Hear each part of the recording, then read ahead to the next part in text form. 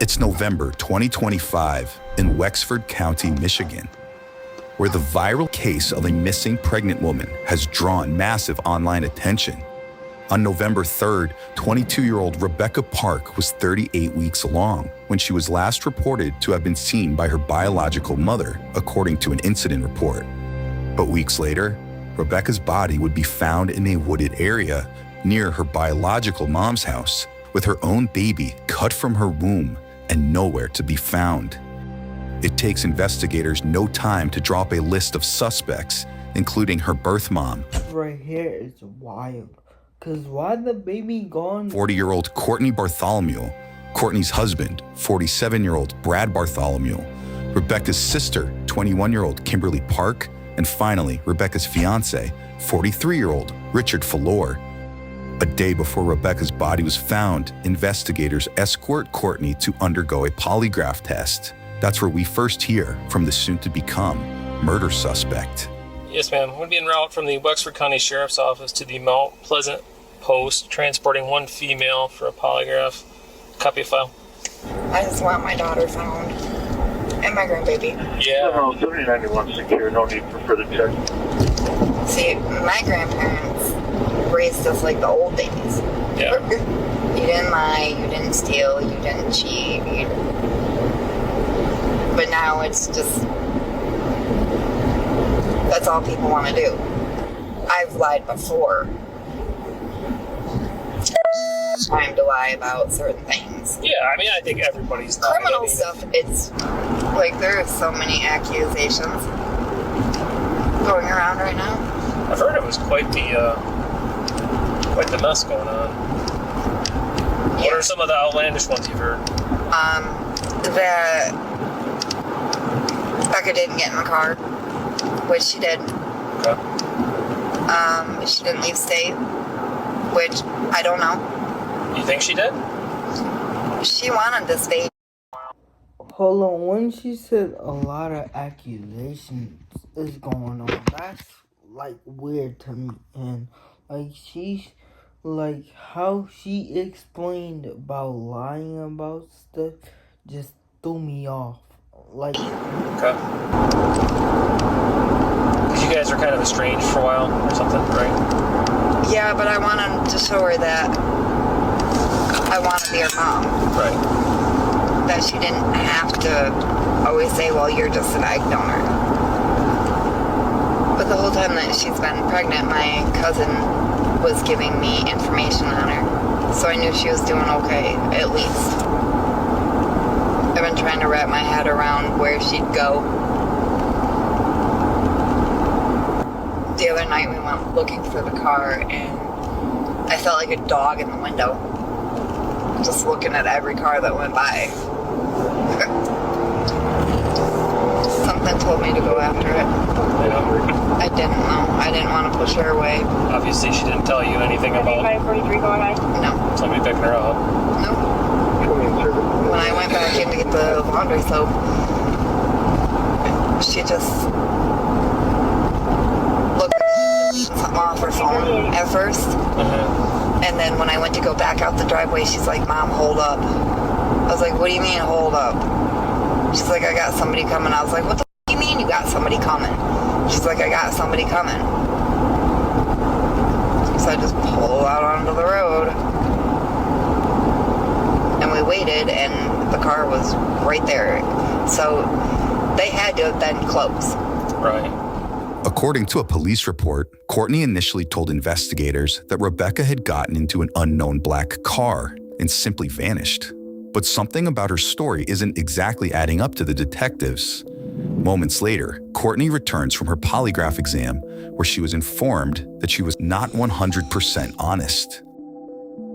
But Courtney wasn't the only one with poor results on a polygraph. and I think at this point she is in the wrong for not checking in with the black car, getting names, getting information, getting the plate license. Like, I think like you should. Exam. The next day, one detective confronts her husband, Brad, at their home, an estimated 2 miles away from where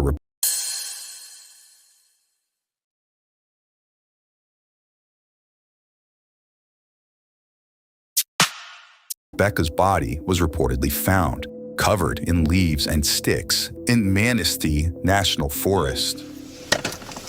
All right, so you know we found her body, right? I mean, you guys said that you saw it on TikTok. Okay. And I'd assume that's how you guys argue. You know? Why else would you come here and want to search my house again? Okay, so you said that you were a convicted felon. What were you convicted of? I got like 7 felonies or more. I have non-sufficient funds. I have a CSC charge. I got receiving and concealing stolen property. Malicious destruction. But other than that, I don't have anything. Okay, so tell me about your polygraph. I failed my polygraph. What were the questions? Like he wanted to know what I knew about the disappearance of Rebecca. And the only thing that I knew at that point in time is that she got into a black car. Kimberly was asking me about the trails out back. And then when Rebecca called missing, I still didn't think about it like that because, you know, I didn't think her sister would hurt her or do anything, you know, so I didn't think anything of them trails back there. And then when he asked me if I knew anything about it, it's like, well, maybe, maybe not, you know. I don't know. I don't think so. No. I guess Kimmy come to her mom and said something about her being in the black car that picked up her sister. Well, I'm like, why didn't you say something? So you're telling me that Kimberly told Courtney that she was in the black car that picked her up? Yes. That's what Courtney told me. Brad points the finger toward Rebecca's sister, Kimberly, much like Courtney allegedly did in her polygraph exam. But in the later talk with her, this case quickly becomes a he said, she said. Did you ever tell Courtney that you were in the car that picked her up? No. That's the car that I drive. Okay. But you never told her that you were in the car that picked her up from the house? No, Courtney was trying to say I was. I never was. Why she would tell me that? Because she wants to frame me. She wants to Bad for the both of y'all. Either tell or either they find out the harder way. Because if they find out the harder way, they're gonna find out anyways. frame you? We'll hear more from Kimberly soon. Now, the detective continues questioning Brad. Okay. So explain to me how Courtney came in contact with Rebecca on that last night that we know she was alive. Courtney was supposed to go over and pick Rebecca up to take her out to get ice cream. Okay. And to give her $2,000.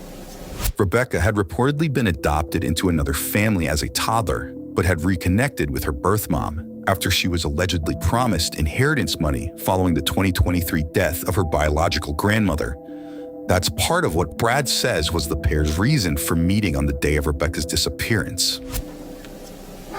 And then Rebecca sat there and said that she needed Tide Pods for laundry because she was nesting for the baby. Wanted to get laundry and everything caught up, everything done that needed to be done. Which I'm into it all the time, unfortunately.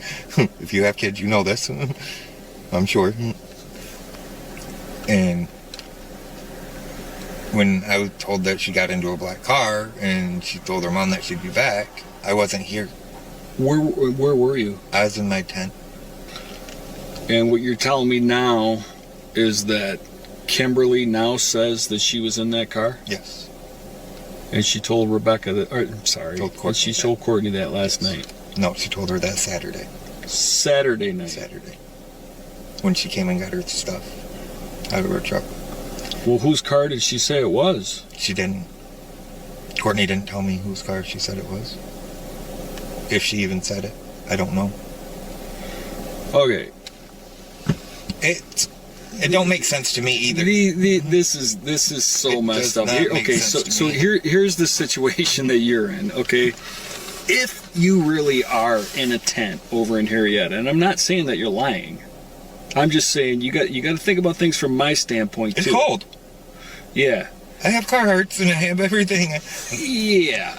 But I'm wearing but thermals what right I'm now. saying, Real quick, cause how you gonna say she needed this detergent? First off, she said she had this detergent in the house.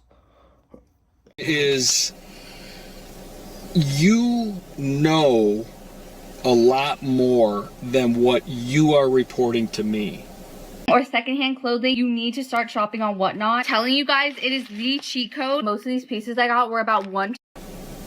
You're the guy. I don't understand. Because Courtney knows a lot of stuff that she shouldn't know, details that have been reported, and she's acting. Let's lay it flat like this. He's guilty.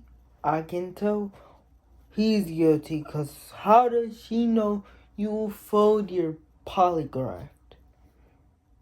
If you don't talk to her, if she don't even talk to you, why is she going on TikTok and saying these type of stuff? Like 2 and 2 wrongs don't make a right. But if y'all got some value from this video, please comment, and I would love for y'all to go on a journey with me.